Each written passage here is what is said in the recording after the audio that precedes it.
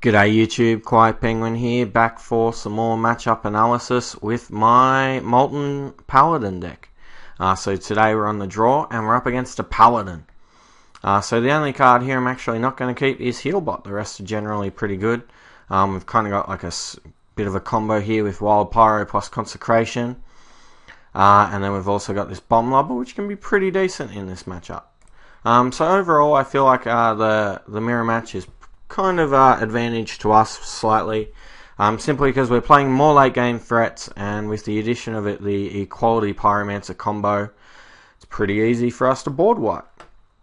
And board wipes are pretty good in the mirror, simply because Paladin's a bit of a swarm deck at the moment with all the muster for battles and stuff going around and the quartermasters. Well, it looks like he's playing a bit of a brew here. He's got a Leponome into a Noyatron. Certainly not the most standard of practices, but here we go. So we're just going to make a recruit here. Hopefully the recruit will eat the Divine Shield off the Noyatron, which means we'll be able to equality Wild Pyromancer whenever we want to. Wisp into Divine Favor. Interesting. Wisp. What does that mean? Is he playing like some kind of crazy Hobgoblin deck? He could be playing some kind of crazy Hobgoblin deck. And if that's the case, cards like Consecration are going to be very, very good against him.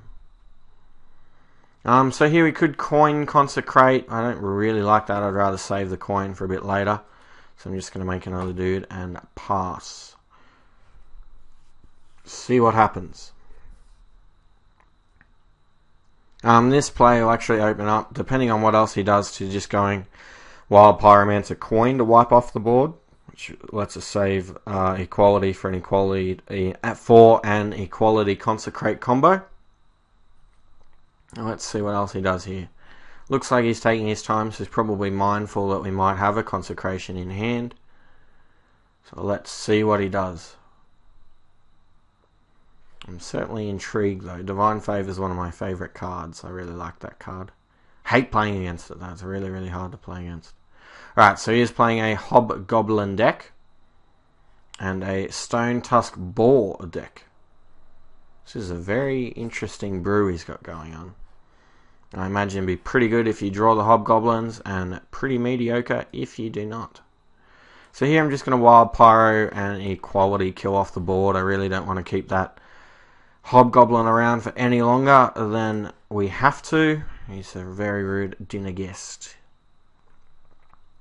So hopefully we've sort of taken the wind out of his sails a little bit. Another Noyatron. And a Haunted Creeper. And a Leponome. Alright. I'm going to Sludge Belcher here. Pretty good time. Not the best Consecration. Pretty average Bomb Lobber as well. I feel like Sludge Belcher is a pretty clear play there.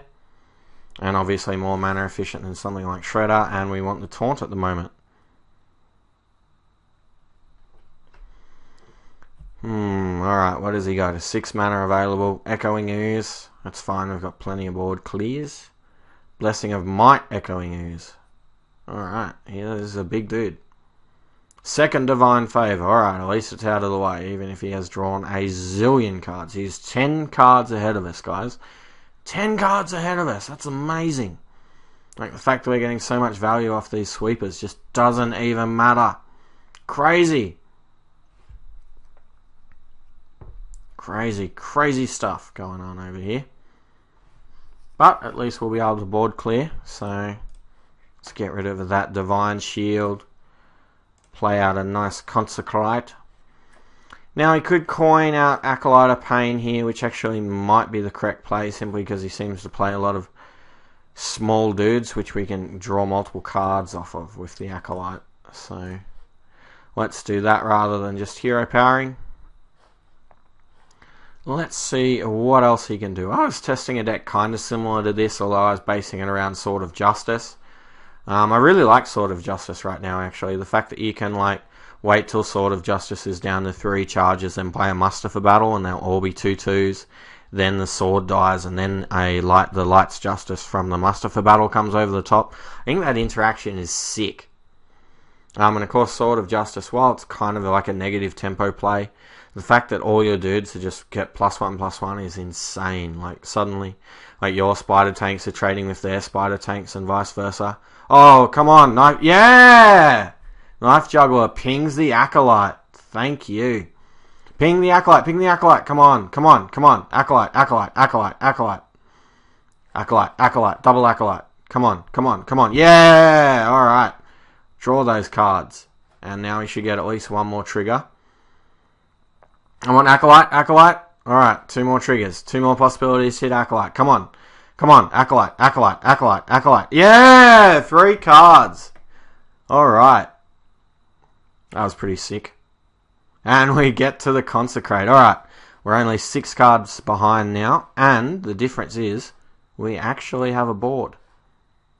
I'm just going to make a dude here. There's not much point doing anything else. And attack.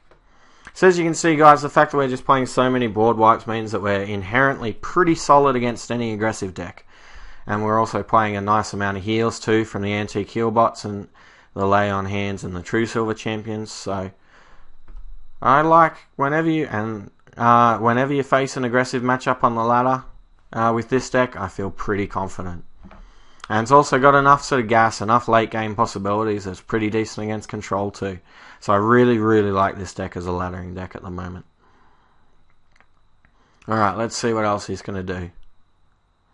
Guys, for anyone who's interested, I believe I've seen this list somewhere on Hearthstone. Yeah, with the G's.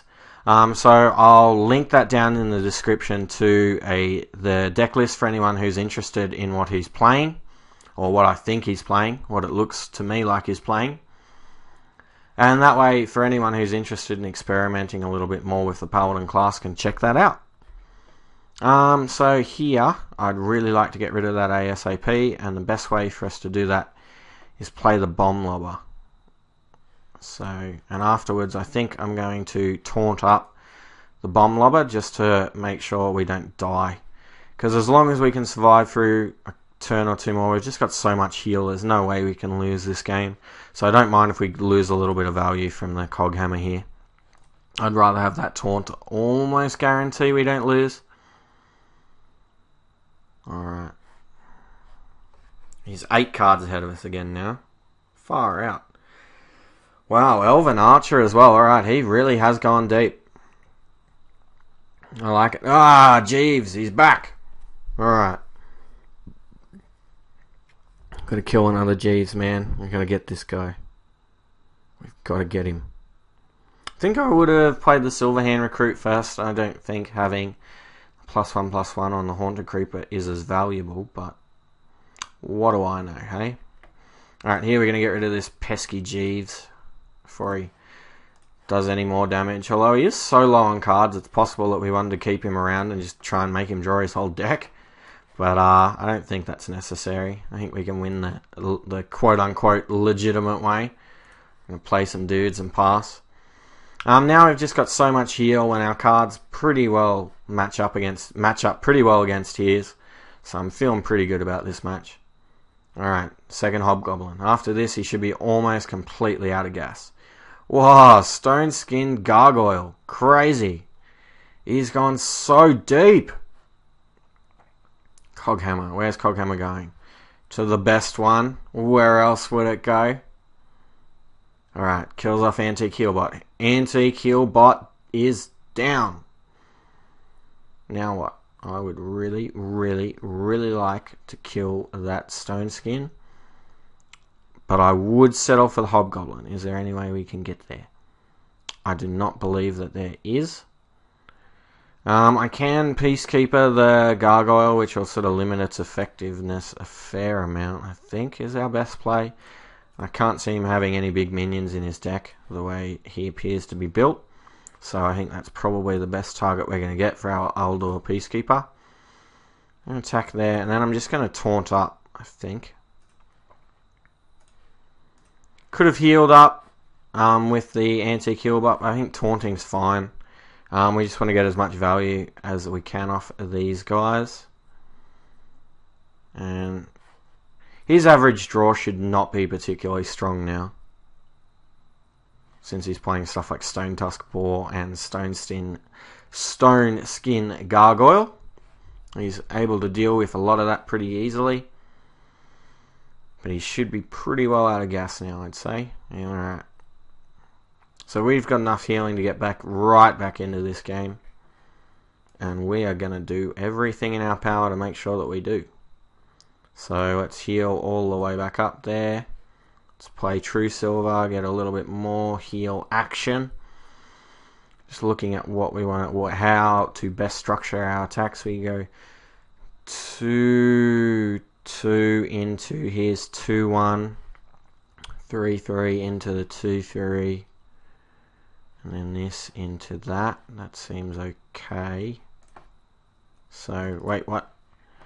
That there, that there, that there, that there. Alright, that's a play. Let's make that play. That way everything survives. On very, very low life, mind you, but it all survives. And his top decks now should be abysmal. Our hand is disgusting, and he has only 3 cards left in deck. So I'm pretty sure we've well and truly weathered the storm here, guys. But you never know. Blessing of Might number 2. Alright, he's just all in on trying to get us, trying to beat us down, mercilessly destroy us. Oh, no, he's kind of divided. He's playing a divide and conquer strategy. So we have 9 damage, so we're 4 damage off. I'm just going to, I'm going to play it safe here and heal up. We could go aggressive and play Dr. Boom. I think we'd be pretty safe if we did. But I just wanted to basically guarantee the win there by healing up. And I'm going to get rid of that. And attack the Silver Hand Recruit. And then I'm just going to kill off one of these 1/1s. And make a 1/1 of our own. And pass. And he concedes, guys. So as you can see, our hand was well and truly stacked. Basically from 19, there was no way we were going to lose this deck. But once again, guys, I'm going to link to what I think he was playing, or at least a very similar deck that I know of, in the description. I have seen a little bit of it running around, so it wasn't just some kind of crazy brew. You can definitely run into it on the ladder, as I have. And it was a really good game to just showcase how well this deck deals with very, very aggressive decks. So thanks for watching, guys. Please like, comment, and subscribe, and I'll see you guys in the next video.